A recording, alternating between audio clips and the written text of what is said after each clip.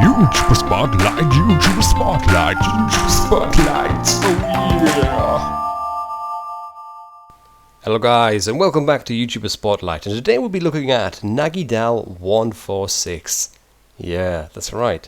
Been looking forward to doing this one. So if you guys are not familiar with Nagidal146, let me make you familiar and tell you why you should check his channel out. And I'll explain a bit mostly from my point of view actually, and what attracted me to his channel. There was two main things. First of all, he's a really great lover of Elder Scrolls games, and he even has done a let's play of Arena using an Argonian Nightblade. Now the Nightblade is probably, well it is, the Nightblade is my favourite class of all of the classes in Elder Scrolls. But the other thing is that he's done a Dwarf Fortress let's play, which is here. Now he has done both in the adventure mode and in the fortress mode as well, but it is actually the fortress mode that I like better actually. It's probably my own personal preference rather than anything else. The adventure mode doesn't really hold my attention all too much, but I think it's more because the fortress mode is so deep and complicated and intricate that I just love Dwarf Fortress Let's Plays, and Nagi does a good job, and I really enjoy that. The other thing actually that you may find of interest, that's you, my subscribers,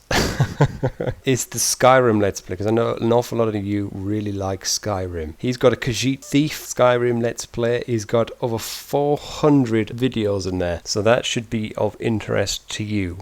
Anyway, as you know, in the YouTuber Spotlight, the real meat of the show is meeting the YouTuber themselves. So let's get down to it, shall we? Hello, Nagi. Hello, Sam. Thank you very much for taking the time to speak to me and to let everybody get to know you that little bit better by answering the questions that I'd like to ask you. So I think we'll get into it straight away. So the first thing that I'm going to ask you is, if you had a time machine that would work only once, at what point in the future or in history would you want to visit? I would go to the point where I have finished school and my army service and pick another subject of study, rather what I have picked in the past, because I'm not happy with the education I have, and would probably choose a whole different career from what I have chosen. Anyway, any other details are too personal. Okay, what's the weirdest thing that you've ever eaten? Oh, the weirdest thing I have ever eaten was probably South African offal. Offal literally means trash, and it's something you throw away. So when you slaughter an animal, like a sheep or a goat, there are things that you want to cook and prepare as meal, and there are things you want to throw away. But it is these things you want to throw away that are then in turn cooked into a traditional meal. So it's like the whole head with skin and brain. Of course you burn off all the hair the animal had, but you cook the whole head, the legs and hooves and all intestines like guts and the hide, the skin, everything you would throw away. And the way it is cooked, it's actually quite edible. If I wouldn't know what I'm eating, then I would enjoy it much more. I haven't eaten sheep's brain until then, or stomach, or teeth. I didn't know teeth were actually edible after they were properly cooked. Yeah. Awful. No. Horrible. No. I'm personally a vegetarian, so I wouldn't even come near to that. I mean, I have seen weird things, and I know about people eating offal. The butchers around where I live, they sell all kinds of offal. It's awful. Anyway, let's move on to a slightly nicer topic, and just want to ask you, well, what thing, or what one thing about you do you really like about yourself? It's very hard to tell what I like about myself. I think others should tell what they like about me, those who know me personally. But I can at least name you a few things I am proud of on my YouTube channel, and that is that I intentionally don't prompt people to subscribe or like my videos or somehow self-promotion. I do it only in very limited way in Nagilogs, in these video logs I'm making, where I want to remind them that they can donate me money directly. But I don't want to make any money of advertisements. I don't want to commercialize my channel. I don't want to bother people with the self-promoting yada yada, where you actually usually probably skip the first minute of any other guy's let's play or intro to the video, because you know he's going to boast about himself and tell you to subscribe and like and whatnot. So I'm not making any of these. I also like my let's plays spoken in normal language, without much cussing and swearing, any of these forced jokes. If I can't think of anything funny, I'm not pushing it. Alright, that's fair enough. And a reasoned, measured response there. Thank you very much, Nagi, for that. Let's talk about computer games. Are there any games that you're just dying to play? Well, I'm not sure about this expression, dying to play. You probably mean games which I really like to play, right? Uh-huh. Yeah, there is one game I like in particular, and that is Dwarf Fortress. I think it's very important that there is a game like Dwarf Fortress. It is one of a kind. Other than that, I'm a fan of The Elder Scrolls, but it is not because it is an RPG game. I am not actually fixed on RPG games. I also like to play racing games, car racing games, but they are very unsuitable for Let's Playing. And I like to play games which are outstanding in any aspect of game making, like it was with Minecraft. It was the first popular sandbox game where you could just build what you want. There was no game like that before, and that's why I played it. Or there is Legends of Grimrock, because it distinguishes itself from today's RPGs, because it has revived the old tradition of dungeons where you move tile by tile, like it was in Dungeon Master or The Eye of the Beholder or Wizardry. Although I haven't played Legends of Grimrock yet, I'm convinced that I will like it very much.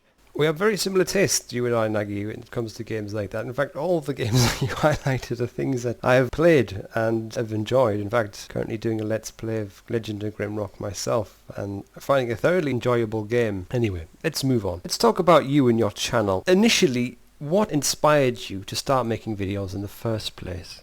Once I watched a Let's Play Morrowind from Geeks G17, and it made me realize that I have never really played Morrowind like the way it is meant to be played, like Geeks shows it. However, I didn't want to play Morrowind because I have spent literally months with it, playing it before, so I was much more curious to see Oblivion, and once I had the hardware which it could run on, I immediately started playing it and tried to play it like gigs. And then I realized, well, you can play it here in your room for yourself, or you could share the fun you have playing it with others by Let's Playing it. That's how I just started. And later I had the webcam, and later I had even better hardware that I could switch to high definition content. Seems quite a common thing, actually, that a lot of YouTubers are inspired by people who are doing Let's Plays themselves. Anyway, let's move on. Which YouTubers do you get on the best with? And if you do, why? Surprisingly, there are not many YouTubers I'm in contact with. Probably the most personal was with My Name's Not Lily, and we really only exchanged about a dozen of messages. I of course get many messages and respond to them, but it's rarely more than that. I keep in touch with some of the players from KF Perrin's Minecraft server, but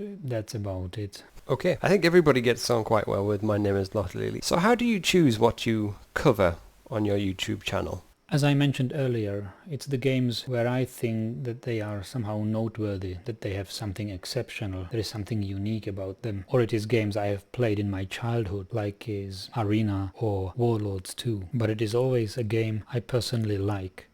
Okay, and what's the nicest thing that someone's ever said to you about your videos? That's hard to remember, because it was a personal message about how much somebody likes to watch my videos on my channel and how much he appreciates the kind of videos I'm posting, rather than any small comment like "keep it up, you're doing great work" or something like that. That is what you see here and there much too often, but a message where somebody sat down for, I don't know, 20 minutes and wrote me a nice, like a letter of appreciation, that was very heartwarming. Okay, that's nice. I like that. Let's move on a little bit to the next section of our interview with you. Let's talk about your plans for the future. First of all, do you have any plans for the future? What I'm looking forward very much is Skyrim, Dawnguard, and of course Legends of Grimrock. I am not so sure whether I would play these Fallout games or Dragon Age Origins. I will probably have a look at them, but I'm not sure whether I will Let's Play them. The far future is hard to tell.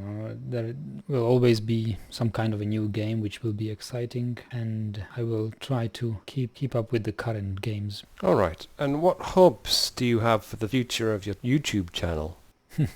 I have to smile a bit because some people have called me modest, or have appreciated my modesty in my channel, but the plans for the future I dream of is that the subscriber base will grow so big that the voluntary donations will make a steady income. Not too much, but obviously something you can count on and buy a few upgrades every so often. Something like Dwarf Fortress managed to become. It's a freeware game and the developer is living from the donations the fans of the game give him. So I don't know whether this is a realistic aim for a YouTube channel, but at least I will try it. Yeah, it's a very honest reply. I think a lot of people, a lot of YouTubers, I think feel at some level that they want some kind of feedback from their efforts. Let's move on though. Let's move on to another section. Things that make you sad. So have you ever felt like stopping or giving up making videos on YouTube? Oh yes, and actually not that long ago. I was thinking, how long will I proceed with this? And I'm not sure, it depends on the course of your life, you know. This is just small hobby, but my hobbies are not steady over time. They change and my focus switches from one to another. So far this has been great fun to me and I will proceed, but I can't promise that it will be forever. Okay, quite interesting actually. Sometimes I think about my own YouTube channel and the way that how long I'll go with it. But to be honest, I think whenever I tend to pick up a hobby, I tend to focus on it for a long time. And I've only really been doing this, well, 18 months, which is quite a bit long time now. But I think I've got a long, long way to go. I don't know when there would be a point at which I'd stop. It's become part of my routine personally. Anyway, let's move on. What's the meanest thing that someone has ever said to you about your videos? Or if you are looking for some really offensive comments, you should have a look at my commentary on the Skyrim demo. I think first or second video in my Skyrim Let's Play playlist. And there are some very mean ones, like, what do you think, you sick fuck, or something like that. Sorry. But I don't think that these are really the meanest comments. They may be rude and impolite, but that's about all. There is no brains behind them, you know. They have basically nothing to tell. They don't criticize, and if they criticize, they don't back up their arguments. So basically pointless. They don't contribute to a discussion. Okay, right. That's enough of chatting to you about these little bits and pieces. Let's play a game. Would You Rather is the name of the game, and I've got a few, I don't know, 4 or 5 different things, but they're all binary in nature and you can only choose one or the other. So the first one is would you rather be invisible or would you rather be able to read minds? Oh, both are very tempting features, but I think I would go with the ability to read minds. Okay, would you rather be hairy all over or completely bald? Completely bald. Alright, would you rather be 3 inches taller or 3 inches shorter? 3 inches taller. Okay, and last but not least, would you rather wrestle a shark or wrestle a lion? Oh, I would wrestle a lion rather than fight a shark. Fighting a shark would probably take place in water, and I would be afraid of drowning. I can swim, but swimming involves many movements, and there would be little movements left to fight the shark. Whereas with a lion, I don't have to move if I need. I can wrestle and lie on the ground, whereas I couldn't wrestle underwater. Yeah, that actually sounds like a very sensible, very measured and considerate response there. I think that would probably be my personal choice as well. Anyway, thank you very much, Nagi. That has been the end of our interview for today, and I very much appreciate your time that you took to speak to me, as I'm sure as everybody else is. Thanks a lot for the interview, Sam. It's been a pleasure. Thank you.